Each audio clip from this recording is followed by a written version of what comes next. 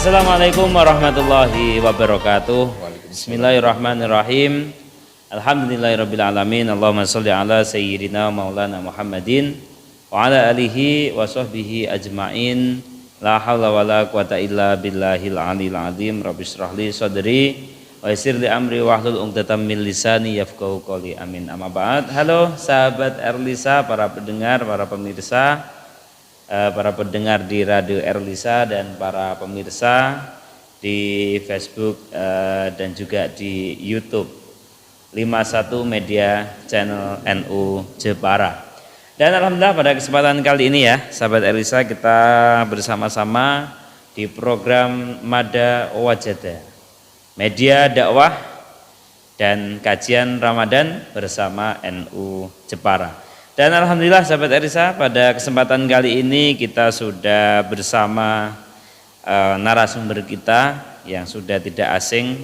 Beliau ini banyak memimpin, diamanai di beberapa organisasi. Yang pertama, beliau ini ketua LDNU Kabupaten Jepara, ketua Jamaah Al-Hidmah Kabupaten Jepara, dan ketua FKPAI, Forum Komunikasi Penyuluh Agama Islam Kabupaten Jepara, dan juga sebagai dai Kamtibmas Polres Jepara pastinya ini, dan juga masih ada penyuluh fungsional.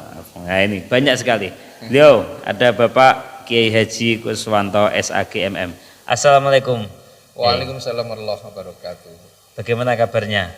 Alhamdulillah sehat, kuat. Alhamdulillah, itu yang saya suka. Jadi Pak Kus ini memang banyak jadi ketua diamanai ini Pak. Iya, moga-moga kuat ya.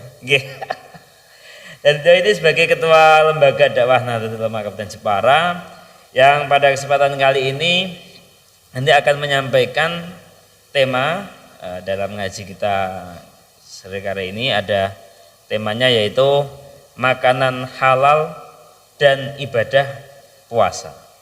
Jadi kalau puasa identik dengan makanan gitu Pak. Iya. Tapi yang halal gitu Pak. Iya. Oke. Dan sahabat Elisa, pada kesempatan kali ini juga bisa didengarkan di 94,7 FM Radio Erlisa, di streamingnya juga di www.erlisa FM Jepara, juga bisa ditonton, dilihat, disaksikan di YouTube-nya Media 51 Channel NU Jepara. Oke, langsung saja kita ke tema ini Bapak Yai. Ya. Temanya tadi makanan halal dan ibadah puasa. Mungkin yang ingin saya tanyakan ini, bagaimana makanan halal itu? Makanan halal itu yang bagaimana? Oke. Baik, assalamualaikum warahmatullahi wabarakatuh. Waalaikumsalam. Alhamdulillah. Saya pada hari ini saat ini bisa menjumpai sahabat Erlisa semua, baik yang melalui media online maupun yang melalui media radio ya, on air. Oke. Sesuai dengan tema saat ini, memang menurut saya penting ini untuk dibahas, terutama sebelum puasa dan selama menjalankan ibadah puasa. Apalagi pemerintah tahun ini kan sedang menggelorakan dan membuat gebrakan baru, yaitu membuat sertifikat bagi produk halal bagi usaha-usaha mikro. Karena itu memang ini dalam masa-masa ini sangat, dalam satu sisi sangat prihatin karena begitu maraknya makanan-makanan yang tidak sehat. Nah, sekarang pemerintah merasa untuk segera melakukan tindakan-tindakan nyata, yaitu dengan salah satunya adalah pensertifikasian produk-produk halal bagi usaha-usaha mikro yang dilakukan oleh masyarakat ini. Halal ini sesuatu yang sangat penting karena makanan halal maksud saya. Makanan halal. Karena makanan ini yang akan membentuk menjadi darah, menjadi daging, menjadi tulang, menjadi saraf, Dan kalau itu semua terproses menjadi sesuatu yang masuk dalam tubuh, manusia menjadi bergerak. Sehat tidak sehat tergantung makanannya. Tapi karena ini makanan ini ada yang halal, ada yang haram, maka saat ini mungkin perlu memang kita bahas tentang makanan halal. Saya tidak mendefinisikan halal itu karena sudah jelas ya, di kitab sudah banyak. Dan dalilnya juga sudah banyak sebagaimana yang bisa kita lihat dalam surat Al-Baqarah itu, ya ayyuhan nas kulu mimma fil ardi halalan thayyiba wala tattabi'u khutuwatis syaitan innahu lakum aduwwun mubin. Makanan halal ini menjadi sangat penting karena apa? Karena menjadi setidaknya ada 5 menjadi pertimbangan kita mengapa perlu makanan yang halal itu. Yang pertama, makanan yang halal ini menjadikan kita semangat beribadah. Yaitu tadi darah daging kalau terbuat dari makanan yang halal itu tidak ibadah gampang. Nah, makanan yang tidak halal tidak ibadah susah. Padahal tugas utama manusia kan ibadah. Mengabdi kepada Allah itu. Lah kenapa banyak masyarakat kita itu tidak ibadah, apalagi anak-anak kecil, mohon maaf ya, anak-anak itu kalau kita waktu kecil itu jam 5 itu sudah ke masjid musola itu rame gitu kan. Sekarang coba lihat di masjid itu habis maghrib itu berapa banyak. Lalu anak-anak kita di mana? Lebih banyak mana dia pegang HP untuk mengaji dengan main game. Ini salah satu pengaruhnya karena dari makanan. Jadi makanan ini, kalau makanan itu halal, satu, dijak ibadah gampang, menjadi semangat beribadah. Dua, diterimanya doa. Jadi kalau ada orang itu doa, kenapa tidak kabul-kabul? Salah satu yang harus diteliti mungkin makanannya yang dimakan tidak halal, sehingga dagingnya kurang halal, darahnya kurang halal, itu bisa sehingga itu menghambat ya. Penghambat, karena pada zaman Rasulullah itu ada yang namanya Sa'ad bin Abi Waqqas ya, Sa'ad ya. Itu minta ijazah, istilahnya kalau sekarang ijazah kepada Rasulullah. Ya Rasulullah, bagaimana cara supaya doa saya itu makbul, kan gitu. Lah oleh Rasulullah dijawab, kira-kira kalau bahasa Arabnya tak bacakan ya saat atib mat'a maka takun mustajabat da'wah. Walladzi nafsu bi Muhammadin biyadihi innal abda liyaqdi ful luqmatal haram fi jawfihi ma yaqbulu minhu amala arba'ina yauman. Yang kira-kira artinya, ya saat perbaikilah makananmu, niscaya doamu mustajab.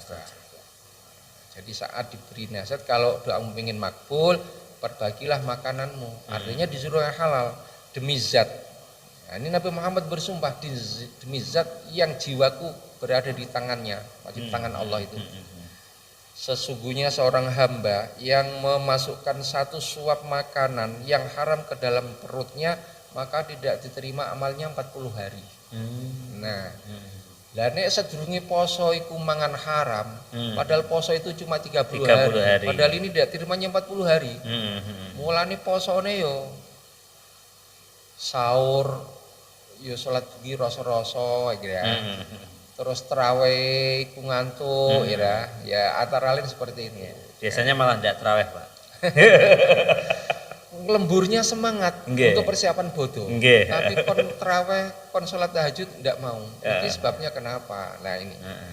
Jadi itu. Yang ketiga, makanan halal itu oleh bapak, terutama orang tua, bapak ibu orang tua, makanan yang halal itu menjadikan anak-anaknya itu soleh-soleha, manut, nurut gitu.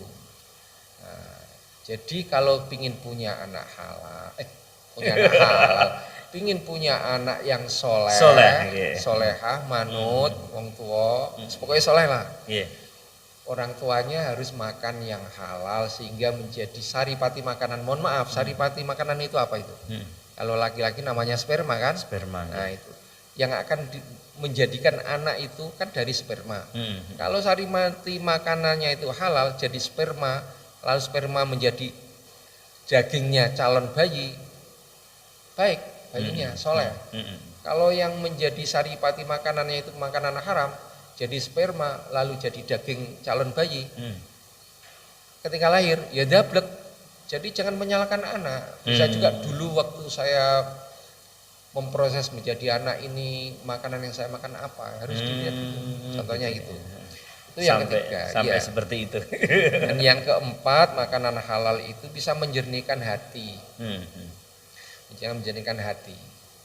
Jadi hatinya jadi bening, orang kemeropokan gitu ya. Orang ngamuan. Orang ngamuan. Ya. Dan yang kelima, makanan halal itu bisa menjadi obat bagi tubuh. Nah, makanan halal itu dilihat dari jasadnya kan halal. Dilihat dari prosesnya halal.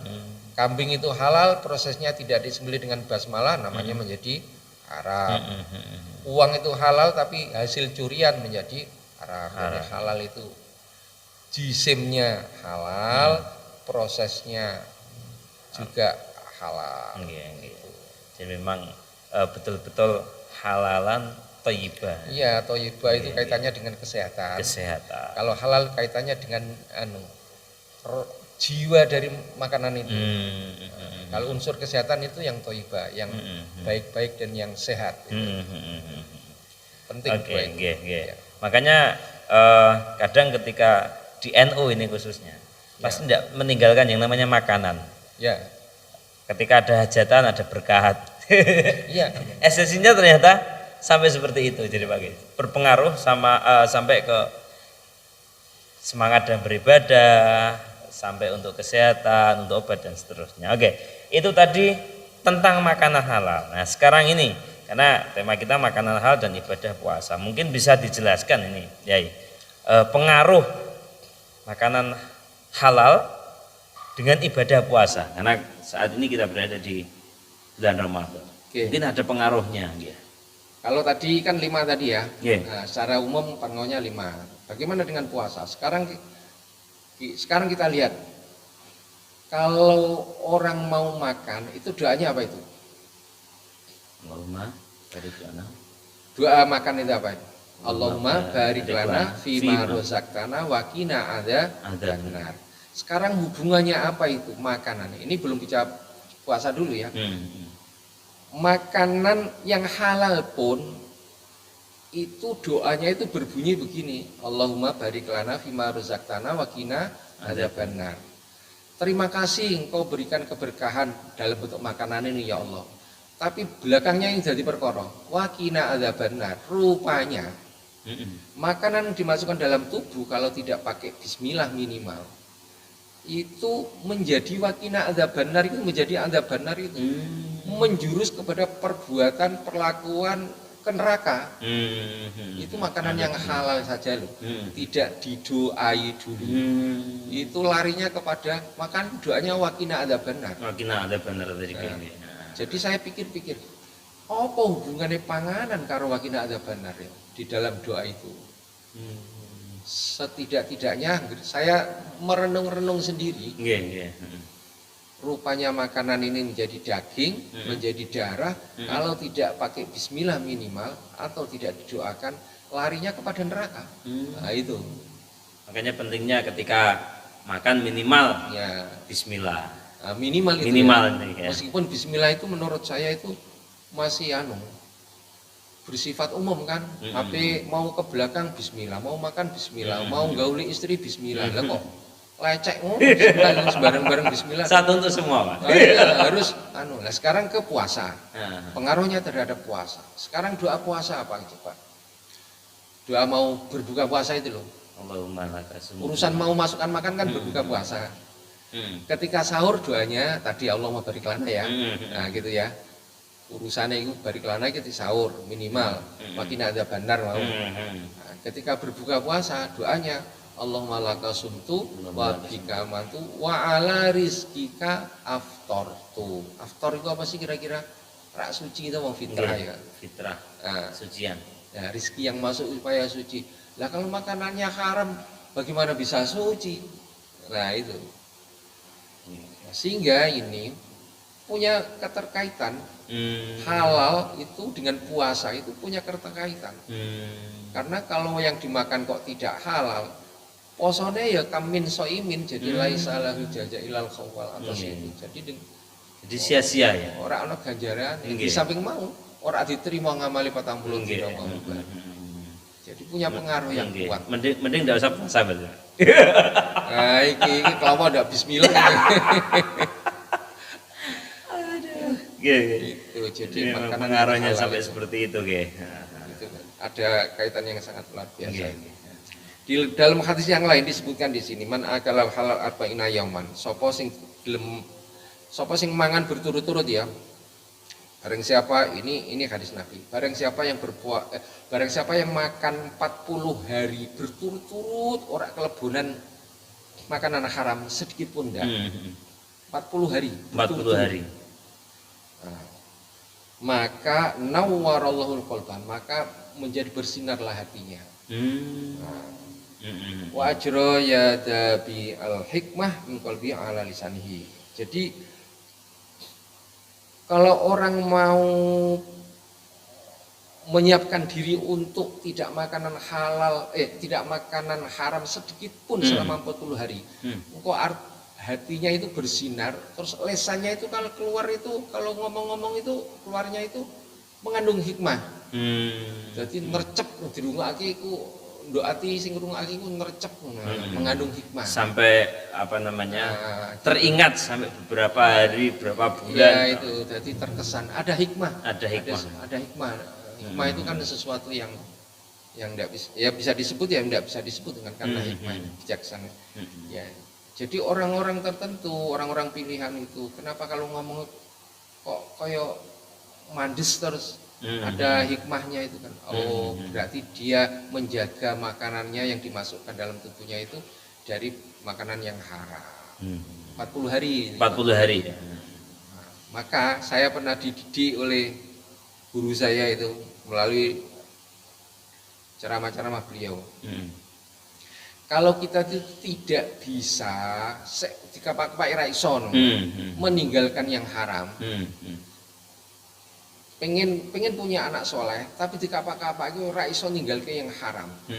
Pesanjen pekerjaane cara setidak-tidaknya 1 hari itu makanlah, berpuasalah 1 hari.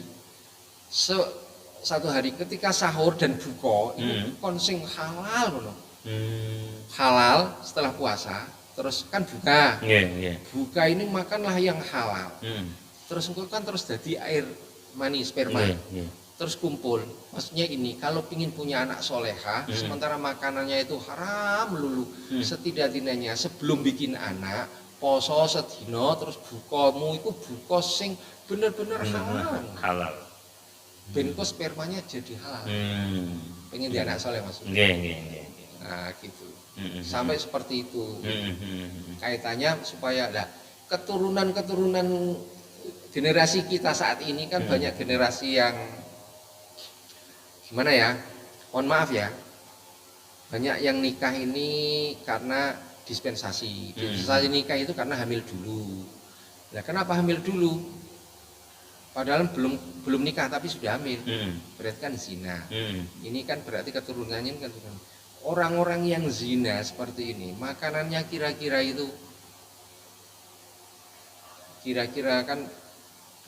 bagaimana gitu ya kira-kira ya. Nah itulah generasi saat ini itu banyak yang dari banyak yang dilahirkan dari hamil dulu baru nikah belakangan. Nanti generasi. Ketika generasi ini sudah lahir jadi orang, cenderung itu tidak mempedulikan halal haram. Bocahin dablek zaman sekolah ya. Terus ngerepoti wong tuane, ngerepoti guru BP, gede sithik ku ngerepoti polisi.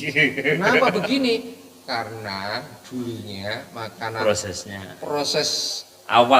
proses jadi dagingnya itu tidak halal tidak halal ya.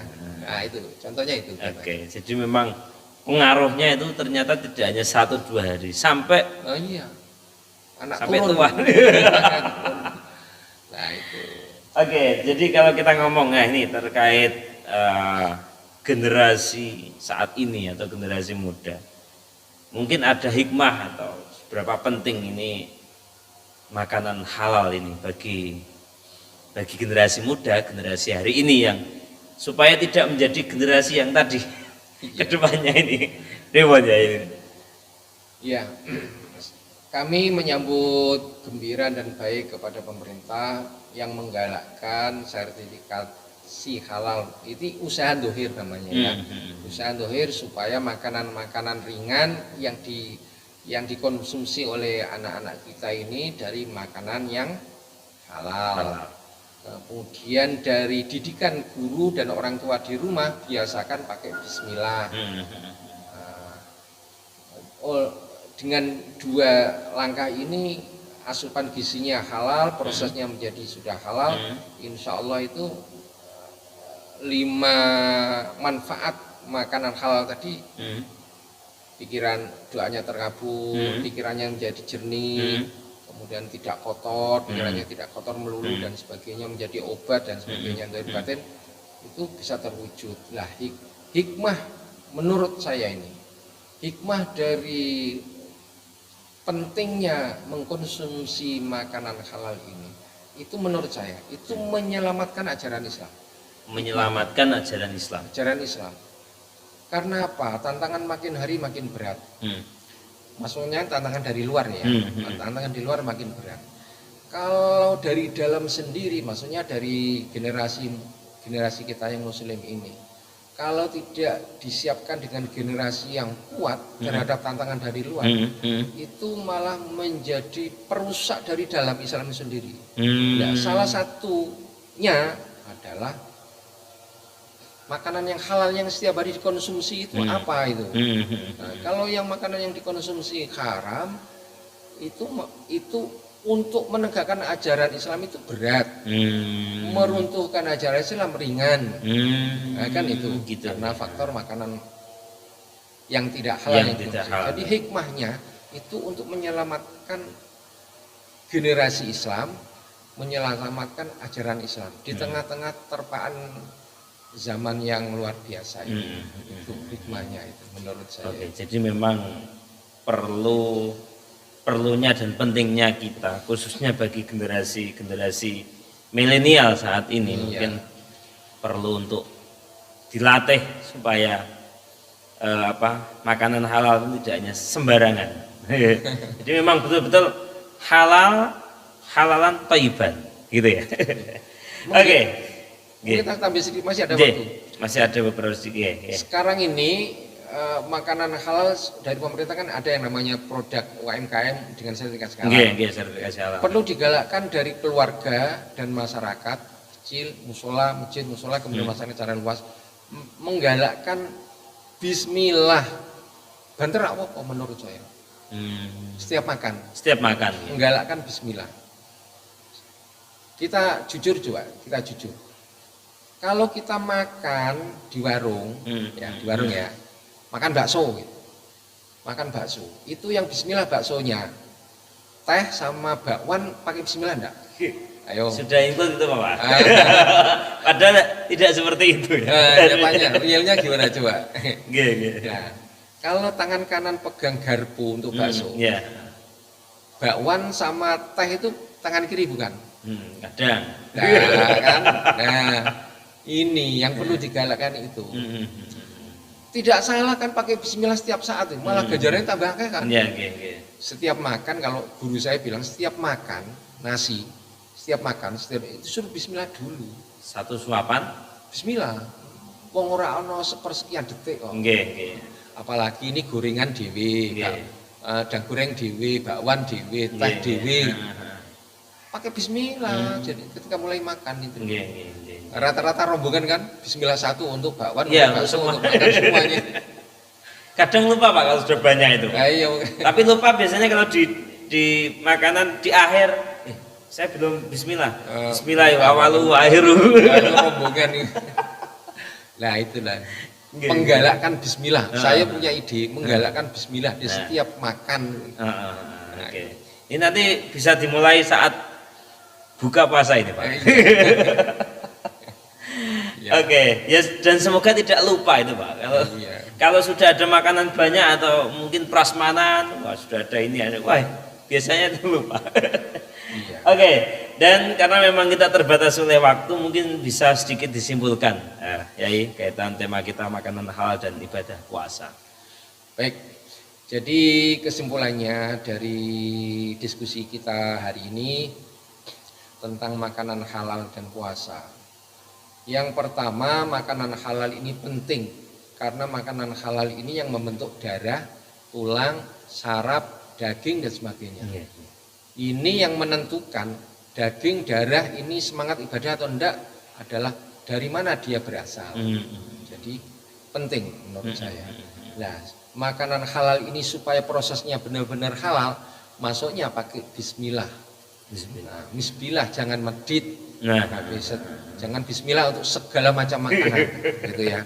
Nah, kaitannya dengan puasa, karena doa puasa berbuka itu bunyinya Allahumma laka sumtu wa bika amantu wa ala rizkika aftortu, dengan rahmatnya Allah birahmati rahman rahimin, maka puasa yang punya nilai yang sempurna itu kalau makanan yang dipakai berbuka puasa dan sahur makanan yang halal. Karena aftortu itu tadi. Supaya tidak sampai ke neraka, doa makanan itu Allahumma barik lana fima razaqtana wa qina adzabannar, supaya tidak ada benar, pakai makanlah yang halal dan pakailah bismillah. Minimal.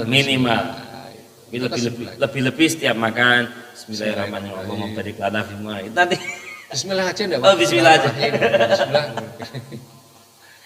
Oke, itu ya sahabat dengar, para pemirsa semuanya yang ada di rumah yang sedang nonton, terima kasih. Dan semoga kita bisa mengambil hikmah dari tema kita, dari ngaji kita tentang makanan halal dan ibadah puasa. Dan kita bisa mempraktekkan, khususnya setiap kita makan minimal diawali dengan bismillah. Tidak hanya di awal, di setiap masuk ke, dan itu akan terjaga sampai ke saraf, sampai ke otot dan seterusnya. Sehingga akhirnya kita dalam beribadah akan menjadi tambah kuat dan semangat. Amin. Oke. Dan semoga berkah bermanfaat untuk kita semuanya. Amin. Allahumma amin. Dan terima kasih Yai telah memberikan pengetahuan dan juga ilmu kepada kita. Semoga bisa kita amalkan dalam kehidupan kita, dan khususnya generasi milenial, mari kita praktekkan bersama, minimal baca bismillah sebelum makan. Itu, dan akhirnya Mikda Sarani harus pamit. Insya Allah kita setiap hari kita akan bertemu dengan narasumber dengan tema yang berbeda di 94,7 FM dan di channel 51 Media Channel NU Jepara. Dan akhirnya Mikda Sarani harus pamit, tetap konsentrasi, represtasi, jangan sia-siakan waktu supaya kita tidak merugi. Allahumma fiqh laka min thariq. Wassalamualaikum warahmatullahi wabarakatuh. Waalaikumsalam warahmatullahi wabarakatuh.